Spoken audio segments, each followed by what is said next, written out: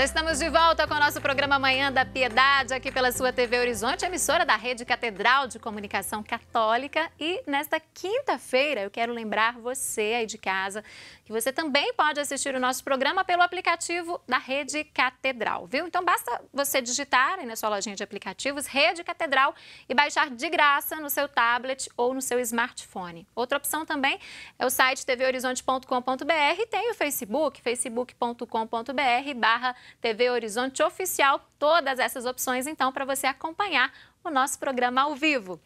Olha só, agora eu vou fazer uma pergunta para você aí de casa. Você sabe o que é uma procuração? Nós já ouvimos muito falar nessa palavrinha, né? Bom, geralmente quando as pessoas precisam entrar com algum processo judicial, né, uma das primeiras coisas com a qual elas se deparam, né, quando conversam com um especialista, com um advogado, é exatamente isso, a necessidade de assinar uma procuração. Mas o que é uma procuração, hein? Bom, para entendermos melhor sobre este assunto, para entendermos mais sobre este tema, né, nós vamos conversar com o advogado e professor Cleuber Santos. Bom dia, Cleuber. Bem-vindo aqui ao Manhã da Piedade. Bom dia, eu que agradeço. Afinal, Cleuber, quando a gente fala em procuração, o que é? Que documento é esse, uma procuração? Procuração nada mais é que um instrumento pelo qual se materializa o contrato de mandato. O contrato de mandato é aquele em que há possibilidade de outorga, transferência, cessão de direitos para um terceiro para administrar interesses ou prática de determinados atos. E existem tipos diferentes ou não? É um modelo único específico? Existem alguns mais utilizados. Inicialmente, a gente pode destacar 3 deles. O primeiro, em que a procuração, digamos assim, procuração padrão, em que há estabelecimento, digamos assim, dos principais poderes a serem transmitidos. O segundo deles, uma procuração de plenos poderes, em que há uma maior... Nós temos algumas imagens, né? Vamos pedir para colocar, dos modelos de procuração, né? Essa é o que eu estava dizendo, de procuração padrão, em que ela serve para inúmeras práticas de determinados atos judiciais, extrajudiciais, especialmente extrajudiciais, porque eu vou mencionar daqui a pouquinho a procuração judicial. Mas... Tem modelo, gente? Você já pode passar aí. Essa é a procuração de plenos poderes, em que há um maior número de poderes outorgados, por exemplo, vender, comprar, compromissar, administrar, alugar, enfim. Tem alguns casos específicos, então, que usa esse? Sim, sim. Em que o outorgante tem necessidade, tem um interesse em outorgar poderes mais amplos ao outorgado. E esse? Essa adjudícia é normalmente utilizado para ações judiciais, em que os termos necessariamente estão relacionados a ações judiciais, como transigir, desistir, renunciar, enfim, são talvez os 3 modelos... Os 3 modelos mais comuns. Mais comuns utilizados. Quais os cuidados que as pessoas devem ter no momento de elaborar ou de fazer um documento como esse, Cleuber? Inicialmente, a qualificação do outorgante é muito importante, então nome, CPF, RG, endereço completo, do outorgado também, fazer menção a todos esses dados que são muito importantes para eventuais problemas ou divergências no ato a ser praticado, no negócio jurídico a ser praticado, para que evite essas incongruências. Um outro ponto muito importante, talvez o principal, é estabelecer os poderes exatos que o outorgante tem interesse em transmitir ao outorgado. Ou seja, determinar claramente o que aquela pessoa pode representar a outra, é isso? Exatamente. Então, se o outorgante tem um interesse, por exemplo, de outorgar poderes mais amplos, sugiro utilizar essa procuração de amplos poderes, porque dá uma margem maior de atuação do outorgado.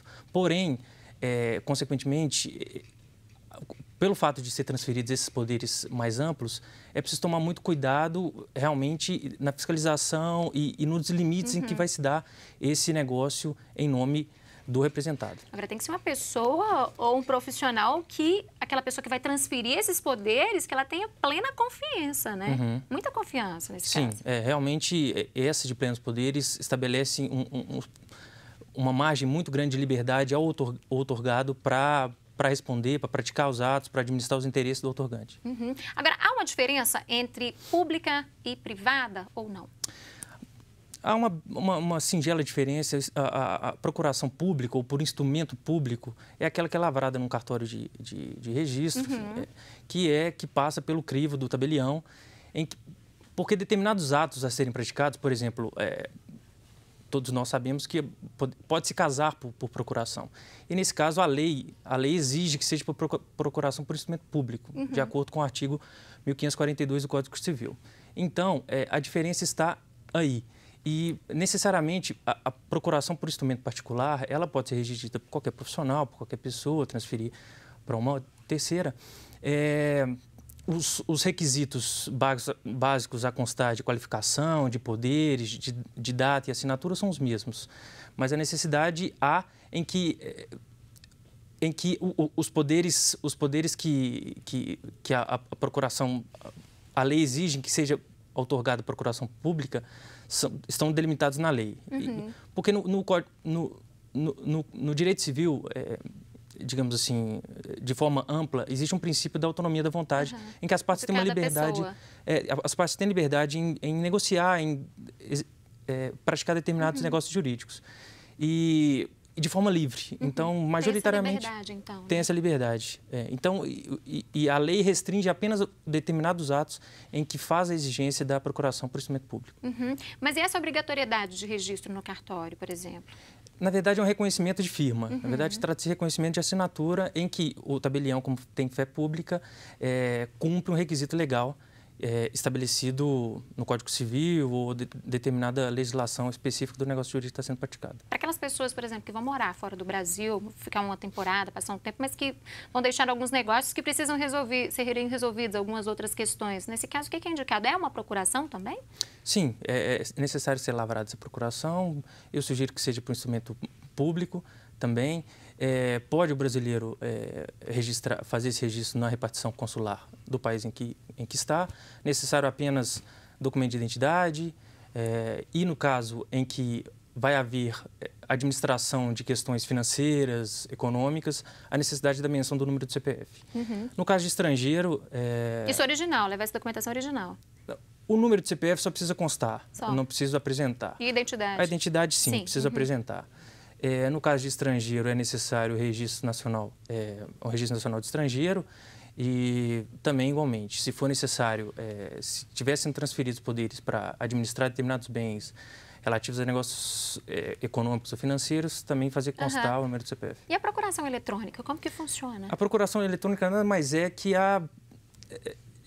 nesse mundo digital que a gente está, necessariamente viabiliza muitos...